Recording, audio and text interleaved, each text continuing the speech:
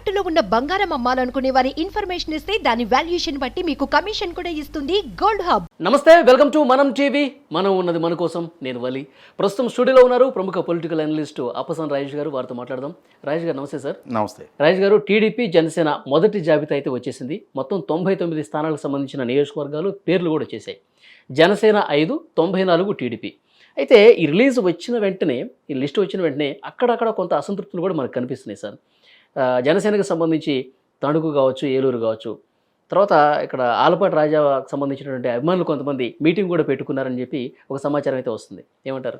ఎప్పుడైనా రెండు రాజకీయ పక్షాల మధ్య ఎన్నికల సైజ్యత కుదిరినప్పుడు ఇరు రాజకీయ పక్షాలకు సంబంధించిన ఆస్పిరెంట్స్ మధ్య ఈ రిఫ్ట్ అరైజ్ అవుద్ది. అందులో ముఖ్యంగా ఇప్పుడున్న పరిస్థితి ఏంటి అంటే, వివిధ సర్వేల ఫలితాలు చూస్తున్నా ప్రజాభిప్రాయం మనకు తేడతలం చేస్తుంది ఏంటి అంటే, జగన్మోహన్ రెడ్డి గారి పట్ల ప్రజా వ్యతిరేకత ఎక్కువగా ఉంది. ఇవాళ ప్రభుత్వ వ్యతిరేక ఓటు చీలకుండా ఈ రెండు పార్టీలు సైజుతో పోటీ చేయడానికి సిద్ధపడ్డాయి కాబట్టి గెలుపుకి ఎక్కువగా ఆస్కారం ఉంది అని చెప్పని మనం ఈ మధ్యకాలంలో విడుదలైన చాలా సర్వే ఫలితాలు తేడతలం చేస్తాం. సహజంగానే ప్రజలతో మమేకమై ఉండేవాళ్ళు, ప్రజాభిప్రాయాన్ని పసిగట్టలేని అమాయకులు కాదుగా ఇవాళ నియోజకవర్గ స్థాయిలో పనిచేసుకుంటున్నాళ్ళు. ఎవరు బీఫామ్ తెచ్చుకుంటే వాళ్ళు నెగ్గడానికి ఆస్కారం ఉంటుంది కాబట్టి, అధికారంలోకి రావడానికి ఆస్కారం కళ్ళ ముందు కనిపిస్తుంది కాబట్టి, ఏ రాజకీయ పార్టీకి సంబంధించిన యాస్పిరెంట్స్ వాళ్ళు తమకు అవకాశం దక్కాలని కోరుకోవడం సహజం. ఇప్పుడు ఇన్ని సంవత్సరాలుగా ఆ పార్టీ తరఫున అక్కడ అభ్యర్థిత్వం ఆశిస్తూ వాళ్ళు గ్రౌండ్లో పనిచేస్తూ ఉంటారు, ప్రభుత్వానికి వ్యతిరేకంగా పోరాటాలు నిర్మాణం చేస్తూ ఉంటారు, ఖర్చు కూడా పెట్టుకుంటారు కదా. ముఖ్యంగా ఇవాళ రాజకీయాలు చాలా ఖరీదైపోయినాయి. ఇవాళ ఏ చిన్న ప్రభుత్వ వ్యతిరేక కార్యక్రమం చేయాలన్నా, ప్రభుత్వ అనుకూల కార్యక్రమం చేయాలన్నా కూడా పూర్తి ఖర్చుతో ముడిపడి ఉంటుంది. ఇటువంటి సందర్భంలో కొన్ని సంవత్సరాలుగా ఖర్చు పెట్టుకొని ప్రజలతో మమేకం అవుతా పార్టీ నిర్మాణంలో భాగస్వాములు అయి ఉండి టికెట్ ఆశిస్తున్న అంటే ఆయా నాయకులకి ఇప్పుడు పొత్తు ఖరారైన సందర్భంలో తమకు కాకుండా వేరే పార్టీకి ఆ సీటు పోయింది, అక్కడ తమ అవకాశాలు కనుమరుగైనాయి, పక్క పార్టీ నుంచి వేరే వారికి అభ్యర్థిత్వం ఖరారైంది అన్న వార్త బయటకు వచ్చినాక డెఫినెట్గా అసంతృప్తి చెలరేగుద్ది. కాకపోతే ఏమవుతుందంటే, ఈ ఎమోషన్స్ ఇవన్నీ కొద్ది రోజుల పాటు ఉంటాయి. పార్టీ నాయకత్వాలు కూడా వాళ్ళని పిలిచి మాట్లాడతారు. చాలా వరకు అంటే పరిస్థితి పరిణామం ఈ పార్టీలకు అనుకూలంగా ఉంది, ప్రజాభిప్రాయం ఈ పార్టీలకు అనుకూలంగా ఉంది, రేపు వీళ్ళు అధికారంలోకి రాబోతున్నారు అన్న సంకేతాలు అందిన నాయకులేమో ఖచ్చితంగా రేపు అధికారంలోకి వచ్చిన తర్వాత అంటే ఈ పార్టీలు కూడా వాళ్ళకి అష్యూర్ చేస్తారు, ఇప్పుడు మీకు అవకాశాలు పోయింది వాస్తవమే, కానీ ఇప్పుడు మీరు సమయం పాటించండి, ఈ కూటమి గెలుపుకి సహకరించండి, ఆ గెలుపు సాకారం అయ్యి రేపు మనం అధికారంలోకి వచ్చిన తర్వాత ఇంకా చాలా ఆపర్చునిటీస్ ఉంటాయి, మీకు భవిష్యత్తులో అవకాశాలు కల్పిస్తామని చెప్పని పార్టీలు కూడా సర్ది చెప్తాయి. ఓకే, అదే సందర్భంలో 100కి 100 వాళ్ళ శ్రేణుల్లో కూడా ఆందోళన ఉంటుంది. అరే మన నాయకుడికి అవకాశం దక్కలేదే, ఇవాళ ఇన్ని రోజులుగా ఈయనకు అవకాశం వస్తుంది, ఈయనకు ఒక మంచి స్థానంలో చూస్తాము అని మనం ఆశించాం, ఇప్పుడు ఈ ఎన్నికల్లో ఈయనకు అవకాశం లేకుండా పోయింది అని చెప్పని ఆ ఆందోళన ఉంటుంది, ఆ నిరసన వ్యక్తం అవుతుంది. ఇటువంటివన్నీ కూడా ఏంటంటే ఎంత చెట్టుకు అంత గాలి.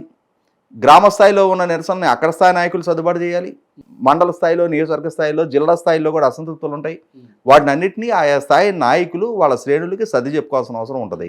లేదు రప్చర్ చేసుకుంటారు, ఒక స్థానం 2 స్థానాల్లో విజయావకాశాలను దెబ్బతీస్తారు, అల్టిమేట్గా ప్రత్యర్థికి రాజకీయంగా లబ్ధి చేకూర్చినట్టు అవుతుంది తప్ప రేపటి రోజున ప్రభుత్వం అధికారంలోకి వచ్చే పరిస్థితులు ఉన్నప్పుడు ఆ ప్రభుత్వం అధికారంలోకి రాబోతుందన్న సంకేతాలు కనిపెట్టి కూడా ఆ కూటమికి వ్యతిరేకంగా పనిచేసి ఉండి వాళ్ళకి దూరం జరిగి రేపు భవిష్యత్తులో దక్కే అవకాశాలు కూడా చెడగొట్టుకునే పరిస్థితులు సృష్టించుకోరు. రాజకీయంగా అవగాహన ఉన్నాళ్ళు, ఆ పరిణతి ఉన్నాళ్ళు, ఆ పరిజ్ఞానం ఉన్నాళ్ళు అటువంటి తొందరపాటు నిర్ణయాలు చేయరు, అర్థం చేసుకుంటారు. ఖచ్చితంగా ఆ ఎమోషన్స్ ఉంటాయి, తాత్కాలికం అవన్నీ కూడా. వీటిని అన్నింటినీ ఏ లిస్టు రిలీజ్ చేసిన సందర్భంగానైనా, ఇప్పుడు మన జగన్మోహన్ రెడ్డి గారు 7 సందర్భాల్లో లిస్టులు రిలీజ్ చేస్తూ వచ్చారు. ఆయన కొంతమంది ఎమ్మెల్యేలని వేరే నియోజకవర్గాలకు మార్పు చేస్తూ ఉన్నారు, కొంతమందిని క్యాన్సిల్ చేస్తూ ఉన్నారు. అటువంటి సందర్భాల్లో కూడా చాలా అసంతృప్తులు వింటూ ఉన్నాం కదా. వాళ్ళు కూడా పిలిపించి మాట్లాడుకునే ప్రయత్నం చేస్తూ ఉన్నారు కదా. ఈ మధ్యకాలంలో మన బాలినేని శ్రీనివాసరెడ్డి గారు అసలు వైసీపీ పార్టీ నుంచి బయటికి వెళ్ళిపోతున్నారు అని చెప్పని పొంకాలుగా వార్తలు విన్నాం కదా. మరి నిన్న అదే ఒంగోలులో అదే బాలినేని శ్రీనివాసరెడ్డి గారి నియోజకవర్గంలో జగన్మోహన్ రెడ్డి గారు సభ పెట్టారు కదా. కాబట్టి ఏంటంటే ఇక్కడ ఎవరికైనా రాజకీయాల్లో కొనసాగే వాళ్ళకి అంతిమ లక్ష్యం తమకి పదవి దక్కాలని ఉంటుంది, అంతేగాని పక్కాళ్ళ పదవి కోసం నేను త్యాగం చేస్తాననే అమాయకత్వం ఉండేది కార్యకర్తలే. ఇవాళ గ్రామ స్థాయిలో ఉన్న ఏ స్థాయిలో పనిచేసే జెండా మోసే నిజాయితీ నిబద్ధత కలిగిన ఆ పార్టీకి అంకితమైన కార్యకర్త ఎవరైతే ఉంటాడో అతను మాత్రం నిస్వార్థంగా నాయకుడి కోసం పనిచేస్తాడు. రాష్ట్ర స్థాయిలో ఉండే అధినాయకుడి కోసం పనిచేస్తాడు, తమ నియోజకవర్గంలో ఉండే నాయకుడి కోసం పనిచేస్తారు వీళ్ళు. కానీ ఇవాళ నియోజకవర్గ స్థాయిలో పనిచేసే వాళ్ళైనా సరే ఉంటుంది, పార్టీ ఇంట్రెస్ట్ ఉంటుంది, సమాజం పట్ల బాధ్యత ఉంటుంది, ప్రజలకు సేవ చేయాలనే మమకారం ఉంటుంది. వీటిని ఏంటిని మనం తోసేయలేం. ఓకే, అట్లని చెప్పని తమ రాజకీయ అవకాశాలు పూర్తిగా త్యాగం చేసేసి నిస్వార్థంగా ఎవరికో అవకాశాలు ఇచ్చినా కూడా పనిచేసే అంతటి నిస్వార్థపరులు అంటే ఉంటున్నారు.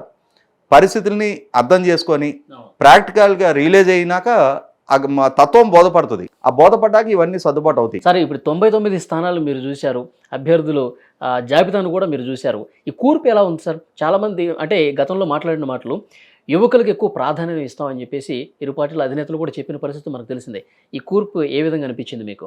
ఇక్కడ ఒక వాస్తవ పరిస్థితి ఏంటి అంటే, తెలుగుదేశం పార్టీ ఇప్పుడు ప్రకటించిన ఈ జాబితాలో ముఖ్యంగా రిజర్వ్డ్ నియోజకవర్గాలు ఒకసారి మనం పోల్చి చూసుకుంటే గుంటూరు జిల్లా ఉంది, 3 ఎస్సీ రిజర్వ్డ్ నియోజకవర్గాలు ఉన్నాయి. ఆ 3 నియోజకవర్గాల్లో గతంలో లాగానే సేమ్ కాంబినేషన్ ఫాలో అయ్యారు ఈసారి కూడా.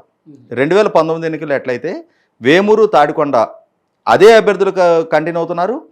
అదే మాల సామాజిక వర్గం నుంచి 2019లో ఎవరైతే కంటిన్యూ అయ్యారో ఇప్పుడు వాళ్ళే కంటిన్యూ అయ్యారు. 2019లో పత్తిపాడు నియోజకవర్గం నుంచి గతంలో డొక్కా మాణిక్ వర్గ ప్రసాద్ గారు మాదిగ సామాజిక వర్గం నుంచి కంటెస్ట్ చేశారు.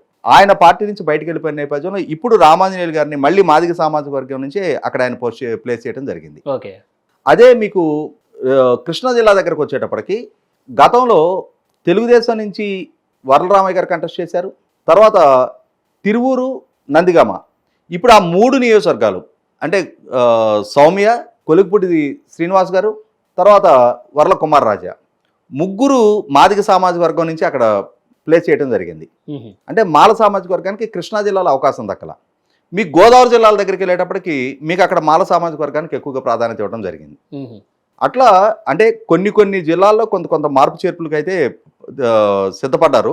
కాకపోతే ఇప్పుడు మనకు అక్కడ కీలకంగా కనిపించేది 2 పేర్లు. తెలుగుదేశం పార్టీతో సంబంధం లేకపోయినా జగన్మోహన్ రెడ్డి గారి పరిపాలన పట్ల విభేదించి ముందుగా సోషల్ మీడియా ద్వారా, ప్రజా పోరాటాల ద్వారా, ప్రజా సమస్యల పట్ల ప్రభుత్వ వ్యతిరేక ప్రచారంలో ఇతోధికంగా పాల్గొన్న మహాసేన రాజేష్గా పిలువబడే సరిపెళ్ల రాజేష్ తనకి ఇవాళ పి గన్నవరం నియోజకవర్గం నుంచి అభ్యర్థిత్వం ఖరారైంది. ఓకే, అంటే తెలుగుదేశం పార్టీలో తను రీసెంట్గానే జాయిన్ అయ్యాడు, కానీ ప్రభుత్వానికి వ్యతిరేకంగా చాలా ఇతోధికంగా తను ప్రచారం చేశాడు. ఈ ప్రాసెస్లో కేసులను ఎదుర్కొన్నాడు, దాడులను ఎదుర్కొన్నాడు. అతనికి అంటే తమ ఐడియాలజీకి దగ్గరగా పనిచేస్తున్నాడు కాబట్టి అని చెప్పని తెలుగుదేశం పార్టీ తను నోన్ చేసుకొని తనకు అభ్యర్థిత్వం ఇవ్వడం జరిగింది. తర్వాత కొలిగిపూడి శ్రీనివాస్ తను ఆంధ్రప్రదేశ్ పరిరక్షణ సమితి అధ్యక్షుడిగా అమరావతి 3 రాజధానుల నిర్ణయానికి వ్యతిరేకంగా అమరావతి పరిరక్షణ కోసం పాటుపడి మీడియా చర్చల్లో చాలా ఇతోధికంగా ప్రభుత్వాన్ని నిలదీస్తా కొన్ని సందర్భాల్లో దూకుడు ప్రదర్శించాల్సిన సందర్భాల్లో కూడా ఎక్కడ రాజీ పడని ధోరణి ప్రదర్శించిన నేపథ్యంలో ఈరోజు తనని కూడా గుర్తించి తిరువూరు నియోజకవర్గం నుంచి తెలుగుదేశం పార్టీ అవకాశం ఇవ్వడం జరిగింది. ఓకే, అంటే ఇక్కడ అర్థమైంది ఏంటంటే పార్టీ క్రైసిస్లో ఉన్నప్పుడు పార్టీ రెస్క్యూకి వచ్చి అంటే ఇక్కడ వాళ్ళు పార్టీ జెండా భుజాన వేసుకోవాలా, కానీ పార్టీ ఐడియాలజీ క్యారీ చేశారు. ఆ క్యారీ చేసిన వాళ్ళని గుర్తించి ఇది ఒక మంచి సంకేతం పంపించడం తెలుగుదేశం పార్టీ. ఓకే, అంటే మాకు అండగా నిలబడిన వాళ్ళని మేము గుర్తిస్తాము, గౌరవిస్తాము అని చెప్పని. వాళ్ళిద్దరు కూడా ఆర్థికంగా బలవంతులు కాదు, వ్యక్తిగతంగా నాకు ఇరువురు గురించి తెలుసు. ఓకే, అయినా సరే పార్టీ వాళ్ళని గుర్తించింది, అవకాశాలు ఇచ్చింది. ఇట్లా మీరు చూసుకుంటే ఇప్పుడు అంటే మనం తప్పనిసరిగా అనౌన్స్ అవుతాయి అనుకున్న కొన్ని నియోజకవర్గాలు అనౌన్స్మెంట్ కాల. మీరు ఉదాహరణకు చెప్పుకుంటే శ్రీకాకుళం జిల్లాలో పలాస గౌతు శిరీష, గౌతు లచ్చన్న గారి మనవరాలు, గౌతు శ్యామసుందర శివాజీ గారి అమ్మాయి 2019 ఎన్నికల్లో ఓడిపోవడం జరిగింది. ఆ ఓడిపోయిన దగ్గర నుంచి కూడా ఈ రోజు దాకా రాజీలేని పోరాట పట్టం ప్రదర్శిస్తూ ఉంది. తన అభ్యర్థిత్వం ఇంకా ఖరారు కాలేదు. కళా వెంకటరావు గారి కుటుంబం నుంచి ఇంకా ఖరారు కాలేదు. అలాగే బండారు సత్యనారాయణమూర్తి గారు వారిది వాళ్ళ అబ్బాయి ఆయనది ఇంకా ఖరారు కాలేదు. ఇప్పుడు ఈ జనసేన తెలుగుదేశం అలయన్స్ నేపథ్యంలో కొన్ని నియోజకవర్గాల గురించి జనసేనకి కేటాయించబడిన 24 నియోజకవర్గాల్లో 5 నియోజకవర్గాలే ఇప్పుడు ప్రస్తుతం కేటాయింపు జరిగింది. అంటే నెల్లిమర్ల, అనకాపల్లి, కాకినాడ, తెనాలి, రాజానగరం ఈ 5 నియోజకవర్గాలకు సంబంధించి జనసేన అభ్యర్థులను ఖరారు చేశారు. ఇంకొక 19 నియోజకవర్గాలు ఉన్నాయి. ఆ 19 నియోజకవర్గాల దగ్గర ఇప్పుడు సీనియర్ నాయకుడు గోరంట్ల బుచ్చి చౌదరి గారికి సంబంధించి మొన్న ఆల్రెడీ కందుల దుర్గేష్ గారు పవన్ కళ్యాణ్ గారు నన్ను పని చేసుకోమన్నారు అని చెప్పని ప్రకటించారు. ఇప్పుడు గోరంట బుచ్చి చౌదరి గారి ఇంకా ప్రకటన చేయలే. రాజమండ్రి రూరల్కి సంబంధించి ఈరోజు ప్రకటన రాలా. మరి ఇటువంటి నియోజకవర్గాలకు సంబంధించి కసరత్ ఏం జరుగుతుంది అనేది వేచి చూడాల్సిన అవసరం ఉంది. మీరు చాలా నియోజకవర్గాలు ఉన్నాయి అట్లా. మీ గుంటూరు జిల్లాలో సీనియర్ నాయకుడు ఎర్రపతినేని శ్రీనివాస్ గారికి సంబంధించి, పెదకూరపాటుకు సంబంధించి, నరసరావుపేటకు సంబంధించి ఇంకా ప్రకటన రాలేదు. అట్లా మైలవరం దేవినేని ఉమాగారి నియోజకవర్గానికి సంబంధించి ఇంకా ప్రకటన రాలేదు. ఇప్పుడు ఈ జనసేన 19లో ఈ సీనియర్ నాయకుల పేర్లు ఏమన్నా ఉండవచ్చా, అంటే ఇక్కడ మిస్ అవ్వచ్చా? మేబీ డెఫినెట్గా. అంటే ఇప్పుడు ఆ లిస్టు కూడా వస్తే కానీ ఆ క్లారిటీ రాదు. ఎందుకంటే వాళ్ళు ఏ నియోజకవర్గాలు ప్రతిపాదిస్తున్నారు అనేది. ఇక్కడ మీరు గమనించుకుంటే తెలుగుదేశం పార్టీ 1983 జనవరి 5 మొట్టమొదటి ఎన్నిక ఎదుర్కొన్న నాటి నుంచి ఈ రోజు దాకా ఎన్నికల రంగంలో ఉన్న నాయకులు ముగ్గురే ప్రస్తుతం. ఇంకా ఓకే, అంటే అశోక్ గజపతిరాజు గారు 1978 నుంచి ఆయన కొనసాగుతున్నా కూడా తెలుగుదేశం పార్టీలో 1983 నుంచి ఇప్పటి వరకు ఇండెఫినెట్గా అన్ని ఎన్నికల్లో వాళ్ళు పార్టిసిపేట్ చేస్తూ వచ్చారు. ఆయన 9 ఎన్నికల్లో పార్టిసిపేట్ చేశారు. అయితే ఈ ఎన్నికలో మరి వాళ్ళ కుమార్తెకి అవకాశం ఇచ్చారు అక్కడ. మరి ఆయన పార్లమెంట్కి 2014 లాగా పార్లమెంట్కి ప్రతిపాదిస్తున్నారు ఏంటో చూడాలి అది. ఓకే, అలాగే అయ్యనపాత్రుడు గారు ఆయన కూడా ఇప్పుడు ఎదుర్కోబోతుంది 10వ ఎన్నిక. అలాగే గోరట్ల బుచ్చి సోదరు గారు కూడా ఆయన సీటు కనుక ఖరారు అయితే ఆయన కూడా 10వ ఎన్నిక అవుద్ది. ఇప్పుడు చంద్రబాబు నాయుడు గారు 1978 నుంచి రాజకీయాల్లో ఉన్న తెలుగుదేశం పార్టీలో 1983 ఆయన పోటీ చేయలే. ఆ రోజు కాంగ్రెస్ నుంచి కంటెస్ట్ చేశారు ఆయన. తెలుగుదేశం పార్టీలో 1983 నుంచి రాజకీయంలో సుదీర్ఘకాలంగా కొనసాగుతా ఎన్నికల రంగంలో ఇప్పటికీ కొనసాగుతున్న నాయకులు యనమల రామకృష్ణుడు గారు, కర్ణం బలరాం గారు 1978 నుంచి ఉన్న ఆయన బయటికి వెళ్ళిపోయారు. ఈ వీళ్లలో కొద్దిమందే మిగిలారు ఇవాళ. పిడికెట్ మంది మొత్తం ముగ్గురే ఉన్నారు ఇవాళ. ఈ ముగ్గురులో అశోక్ గజపతిరాజు గారిది, గోరంట్ల బుచ్చి చౌదరి గారిది ఇంకా అన్సర్టైన్ గానే ఉంది. మరి చూడాలి ఏం మార్పు చేర్పులు జరుగుతాయి అనేది. అశోక్ గజపతిరాజు గారు ఏమన్నా ఎంపీగా పోటీ చేసే ఛాన్స్ ఉందేమో అనుకుంటున్నాను. ఎందుకంటే వాళ్ళ వాస్తవంగా ఆయన ఈసారి ఎంపీగా కంటెస్ట్ చేయడానికి ఇంట్రెస్టెడ్గా లేరు, ఎమ్మెల్యేగా పోటీ చేయాలని అనుకుంటున్నారు అని చెప్పని వార్తలు వచ్చినాయి.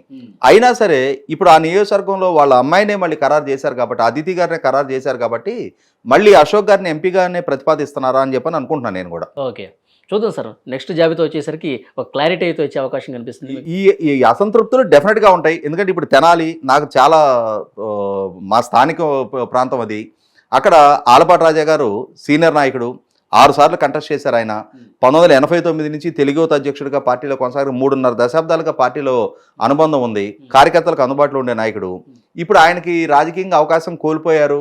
అక్కడ నాదెండ్ల మనోహర్ గారిని ప్రతిపాదించారు అనగానే డెఫినెట్గా ఆయన శ్రేణుల్లో ఆందోళన ఉంటుంది. అవును. అయితే ఇక్కడ నాకు ఆయన గురించి వ్యక్తిగతంగా తెలుసున్న నేపథ్యంలో ఆయన పార్టీకి వెనుపోటు పడిచే నాయకుడు కాదు. పార్టీ పట్ల లాయల్గానే ఉంటాడు. ఖచ్చితంగా తన శ్రేణుల్ని సమాధానపరచగలిగే, సర్ది చెప్పగలిగే సమర్థత ఉన్న నాయకుడు. ఆ ఎమోషన్స్ ఇవన్నీ 2-3 రోజుల్లో అదుపులోకి వస్తాయి. ఖచ్చితంగా ప్రత్యర్థిని ఓడించే లక్ష్యంతో అక్కడ ఇరు పార్టీల మధ్య సమన్వయం సాధిస్తారు. డెఫినెట్గా నాకు నమ్మకం ఉంది. ఇద్దరు అధినేతలు కూడా ఇప్పుడు చెప్తూనే ఉన్నారు, త్యాగాలు కొంత సిద్ధపడండి.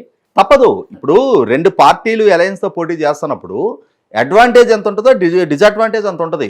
ప్రత్యర్థి పార్టీని ఓడించాలి అనే ఒక లక్ష్యంతో 2 పార్టీలు చేరువైనప్పుడు, అంటే ఇవాళ ప్రభుత్వ వ్యతిరేక ఓటు చీలనివ్వకూడదనే ఒక లక్ష్యంతో 2 పార్టీలు చేరువైనప్పుడు ఇరు పార్టీల శ్రేణుల మధ్య ఆ కోఆర్డినేషన్ కోసమనే రాష్ట్ర స్థాయి నుంచి ఇవాళ నియోజకవర్గ స్థాయి వరకు సమన్వయ కమిటీ సమావేశాలు, ఆత్మీయ సమావేశాలు ఇవన్నీ ఏర్పాటు చేసుకుంటున్నారు కదా.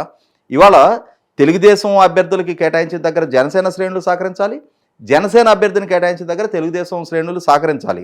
అట్లా సహకరించినప్పుడే ఆ పొత్తు సాకారం అవుతుంది తప్ప, లేదు ఒకరికొకరు వెన్నుపోట్లు పొడుచుకొని మా రాజకీయ అవసరాలే ముఖ్యం అనుకున్నప్పుడు అల్టిమేట్ గెయినర్ అధికార పార్టీకి అవుతుంది. పార్టీకి నష్టం వస్తుంది. లబ్ధి పొందేది జగన్మోహన్ రెడ్డి గారు అవుతారు.